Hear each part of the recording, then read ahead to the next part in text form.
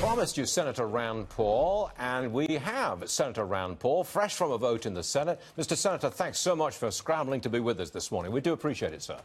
Thanks for having me. Would you vote for the presidential tax-cutting plan as it's been presented to us? Lower corporate rate, lower individual tax rates. Can you vote for that? I'm all in for tax cuts, and I'm completely on page with President Trump on the bigger the better. The more bold cut we get, the more economic growth we'll get. So yes, I'm all in for tax cuts. There's probably nobody up here more for cutting taxes and more willing to cut taxes than myself. But you don't want the clawback of ending the deduction for state and local taxes, something like that. You don't want that? No, even that I'm fine with. I just want to make sure that if you take away deductions from people in the middle, that you have to either adjust the brackets or adjust the rate, or they will get a tax increase. The president completely agrees with me. I brought this up to him and his team, and the president pointed his finger at his team and he said, make sure that those in the middle do not have a tax increase. As long as that happens, I'm his most enthusiastic supporter, and I'm also one of the most enthusiastic supporters of tax cuts. Are you buying that $4,000 per working family number? That's the amount of money that tax cuts and this tax plan would contribute to working families. You with that number? You okay with it? $4,000?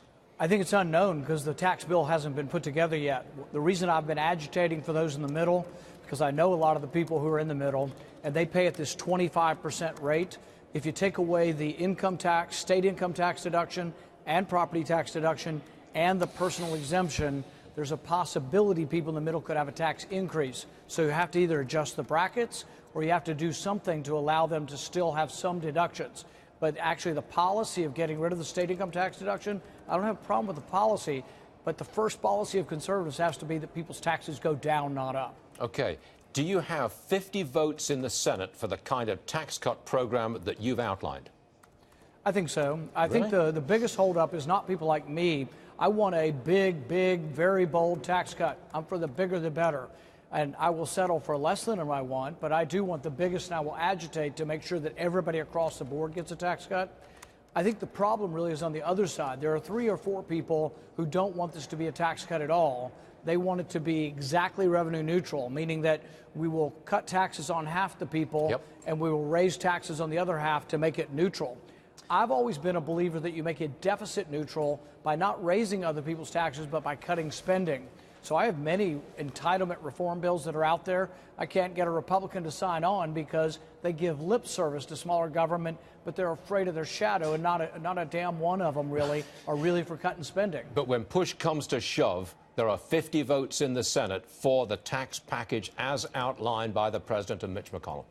I think, but the biggest obstacle are not people like me who want to cut taxes. Okay. The biggest obstacle is the people who don't want to cut any taxes.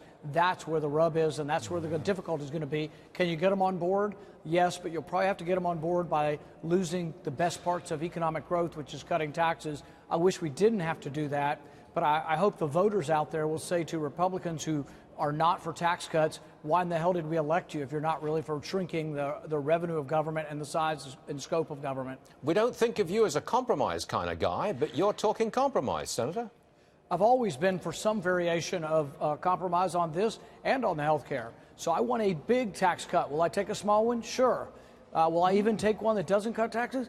I might begrudgingly vote for that. I won't be happy about it. On Obamacare, I was for repealing the whole thing, but I was also for repealing parts of it. But I was never for keeping Obamacare, and that's what people don't understand about that whole debate, is I wasn't for keeping and block granting Obamacare, because that's frankly just doesn't make it conservative to block grant Obamacare. Mr. Senator, I think you might have made some news right there. You're saying you're going to vote for a tax cut plan. That's a big deal for us. I can't see myself not. The only holdup is it has to do what the president says and not increase taxes on the middle income earners. Senator Rand Paul, I'm glad you scrambled to get us into, get you into this program. It was a pleasure having you on today, sir. Thank you very much.